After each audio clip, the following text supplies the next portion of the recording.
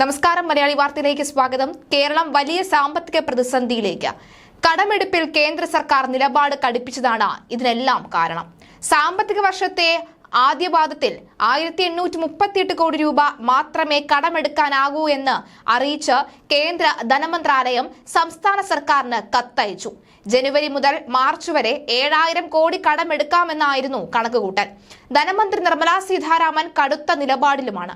ഇതോടെ ലോക്സഭാ തെരഞ്ഞെടുപ്പ് ലക്ഷ്യമിട്ടുള്ള കേരള സർക്കാരിന്റെ മോഹങ്ങളൊന്നും നടക്കാതെ പോകും. 3 സാമ്പത്തിക വർഷങ്ങളിൽ കേരളത്തിന്റെ പബ്ലിക് അക്കൗണ്ടിലെ ശരാശരി തുക കണക്കാക്കി കേന്ദ്ര വായ്പാ പരിധി നിശ്ചയിച്ചതാണ് ഇതിന് കാരണം.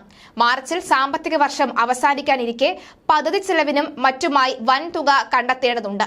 ഇതോടെ സാമ്പത്തിക ക്ഷേമ പെൻഷൻ അടക്കം കൊടുക്കാൻ കഴിയാത്ത സ്ഥിതി വരും. മേയിൽ ലോക്സഭാ തെരഞ്ഞെടുപ്പ് നടക്കാനാണ് സാധ്യത. അതുകൊണ്ട് തന്നെ ക്ഷേമ പദ്ധതികൾക്ക് പണം കണ്ടെത്താൻ കഴിയാത്തത് സർക്കാരിന് തിരിച്ചടിയാകും. ഇത് വോട്ടിംഗിൽ പ്രതിഫലിച്ചാൽ കേരളത്തിൽ CPM-ന് മുന്നേറ്റം അസാധ്യമാകും.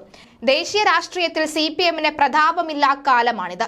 ആകെ 3 MP-മാർ മാത്രമാണുള്ളത്. അതിൽ 2 പേർ തമിഴ്നാട്ടിൽ നിന്നും. കേരളത്തിൽ നിന്ന് ആലപ്പുഴയിൽ ജയിച്ച ആരിഫ് മാത്രമാണ് ലോക്സഭാ MP. ഈ കണക്കുകളിൽ മാറ്റമുണ്ടാകുകയാണ് CPM-ന്റെ ലക്ഷ്യം. അതിനുവേണ്ടി പരമാവധി സീറ്റ് കേരളത്തിൽ ജയിക്കണം. ഇത് ക്ഷേമ പ്രവർത്തനം, ക്ഷേമ പെൻഷൻ കുടിശ്ശിക തീർക്കലും അനിവാര്യതയാണ്. റോഡ് പണിയും വോട്ടുറപ്പിക്കലുമാണ് മറ്റൊരു ലക്ഷ്യം. ഇത്തരം പ്രവർത്തനമെല്ലാം അട്ടിമറിക്കുന്നതാണ് ഫണ്ട് കുറവ്. ക്ഷേമ പെൻഷൻ ഉൾപ്പെടെയുള്ള സാമൂഹിക സുരക്ഷാ പദ്ധതികൾക്കും പണം വേണം.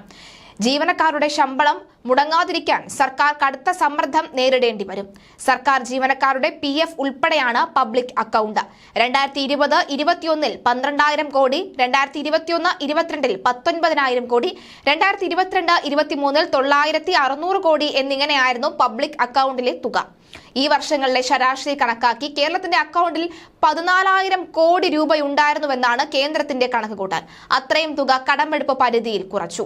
പബ്ലിക് അക്കൗണ്ടിൽ കഴിഞ്ഞ സാമ്പത്തിക വർഷത്തെ 90,600 കോടി പരിഗണിച്ച് നടപ്പ് വർഷം 90 കോടി രൂപ വായ്പയിൽ കുറയ്ക്കുമെന്നായിരുന്നു സംസ്ഥാനത്തിന്റെ കണക്കുകൂട്ടൽ. പക്ഷേ കേന്ദ്രം 5,000 കോടി രൂപ കൂടെ വെട്ടി.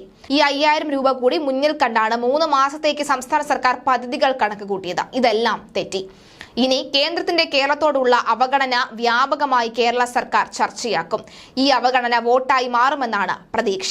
അതിനിടെ കേന്ദ്ര ധനമന്ത്രി നിർമ്മലാ സീതാരാമനെ വെല്ലുവിളിച്ചതാണ് ഈ സാഹചര്യം ഉണ്ടാക്കിയതെന്ന വിലയിരുത്തലും സജീവമാണ്. അല്ലാത്ത പക്ഷം കേരളത്തോട് കേന്ദ്രം ഉദാര സമീപനം കാണിക്കുമായിരുന്നുവെന്നും ചിലരെങ്കിലും കരുതുന്നുണ്ട്. ഏതായാലും ഈ സാമ്പത്തിക പ്രതിസന്ധി കേന്ദ്രത്തിന് മുന്നിൽ വീണ്ടും കേരളം ചർച്ചയാക്കും.